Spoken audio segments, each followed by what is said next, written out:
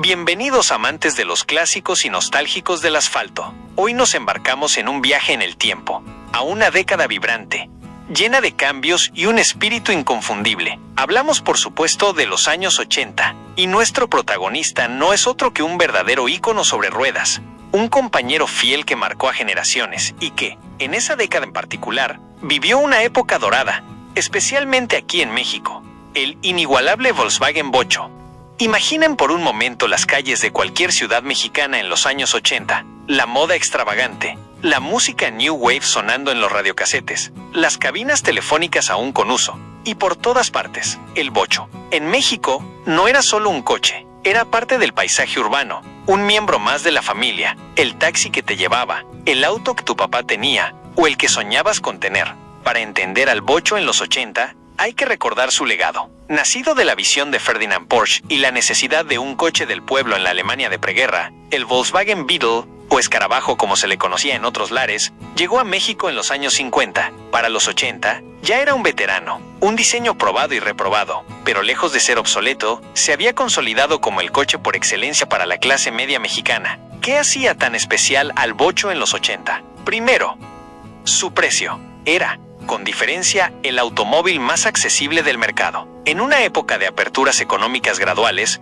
pero aún con barreras a la importación, y un poder adquisitivo que buscaba la eficiencia, el Bocho ofrecía la mejor relación costo-beneficio. Era el auto para iniciar una familia, el primer coche para un joven recién egresado, o la inversión segura para un pequeño comerciante. Su motor refrigerado por aire, ruidoso pero fiel, era una maravilla de la simplicidad. No necesitaba anticongelante, y su mantenimiento era sorprendentemente barato. Un mecánico de Bocho se encontraba en cada esquina, y las refacciones, ni hablar, abundaban y eran económicas. Esto lo hacía ideal para el ajetreo diario, para las calles a veces maltrechas de nuestras ciudades, y para las largas distancias en carretera. Era, en esencia, un tanque, resistente, aguantador, y siempre dispuesto a seguir adelante. Piensen en la versatilidad del Bocho. No importaba si eras un estudiante universitario cargando sus libros, una ama de casa haciendo las compras en el mercado, un taxista dando vueltas por la ciudad, o una familia numerosa que se apiñaba para ir de día de campo. El Bocho, de alguna manera, se adaptaba a todo. Se decía que le cabía de todo, y aunque a veces parecía un número de circo ver cuántas personas podían entrar en uno, la realidad es que el ingenio mexicano siempre encontraba la manera de sacarle el máximo provecho. Los años 80 también trajeron algunas evoluciones al Bocho, aunque sutiles. Se hicieron ajustes en los interiores, buscando un poco más de confort. Los tableros se modernizaron ligeramente, los asientos quizás ofrecieron un mejor mullido, pero la esencia, la silueta inconfundible, el sonido del motor trasero, todo eso permaneció intacto. Era un símbolo de consistencia en un mundo que cambiaba rápidamente. Una de las características más entrañables del Bocho en los 80 era su naturaleza, hágalo usted mismo. Era el auto perfecto para aprender de mecánica básica. El cofre delantero, que en realidad albergaba el tanque de gasolina y la llanta de refacción, era un buen lugar para revisar niveles. El motor trasero, accesible levantando la tapa, invitaba a los más curiosos a meterle mano. Un desarmador, una llave inglesa y un poco de maña eran suficientes para solucionar muchos problemas menores. Esto generó una comunidad de bocheros que compartían consejos, se ayudaban mutuamente y sentían un orgullo genuino por sus máquinas. Y hablemos de su personalidad. El Bocho no era solo un medio de transporte. Tenía carácter. Cada Bocho parecía tener su propia historia, sus propias anécdotas. Veíamos Bochos impecables, recién salidos de la agencia, y Bochos con décadas de servicio, con la pintura desgastada por el sol y la historia grabada en cada abolladura. Pero todos ellos tenían un denominador común, la capacidad de despertar una sonrisa.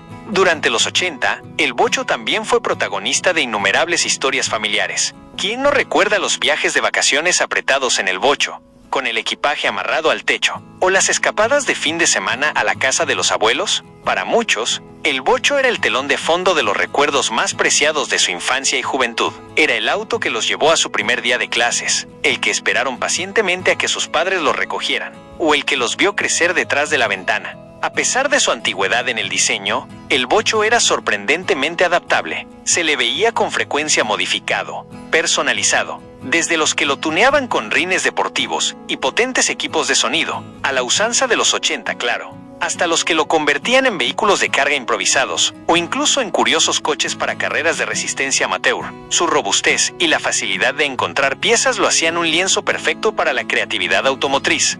En México, la planta de Volkswagen en Puebla era el epicentro de la producción del bocho para gran parte del continente. Esto significaba que, a diferencia de otros países donde el escarabajo ya había dejado de producirse, aquí en México la línea de ensamble seguía a todo vapor. Para los 80, México era prácticamente el último bastión de la producción masiva del bocho, convirtiéndonos en guardianes de su legado. Pero los 80 no solo fueron alegría para el bocho. La década también trajo desafíos. La economía mexicana atravesó periodos difíciles, con inflaciones y devaluaciones que afectaban el poder adquisitivo. Sin embargo, paradójicamente, esto a menudo reforzaba la posición del bocho. Cuando el dinero escaseaba, la gente buscaba lo seguro, lo económico, lo que rendía frutos. Y el bocho encajaba perfectamente en esa descripción. Era la opción inteligente en tiempos de incertidumbre.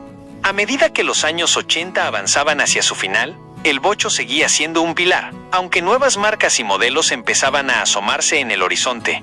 Ofreciendo diseños más aerodinámicos y tecnologías más avanzadas, el bocho conservaba su nicho. Su simplicidad se convirtió en su mayor fortaleza frente a la creciente complejidad de los autos modernos. Era un recordatorio constante de que a veces, lo más sencillo es lo más confiable. Fue en esta década donde el bocho se consolidó definitivamente como un objeto de culto. No era solo un coche, era una experiencia. Subirse a un bocho era entrar en un universo particular, con el sonido característico de su motor, el tacto del volante delgado, el peculiar sistema de calefacción que a veces funcionaba y a veces no. Era un auto que se manejaba con el corazón tanto como con las manos. Hoy, casi 40 años después, los bochos de los 80 son verdaderas cápsulas del tiempo. Ver uno en la calle nos transporta de inmediato a esa época. Nos recuerda una forma de vida, una actitud, una etapa de la historia de México donde lo práctico y lo confiable reinaban. El bocho de los 80 no fue solo un automóvil, fue un fenómeno social, un compañero de aventuras, un testigo silencioso de innumerables momentos. Fue el coche que nos enseñó que la belleza está en la simplicidad,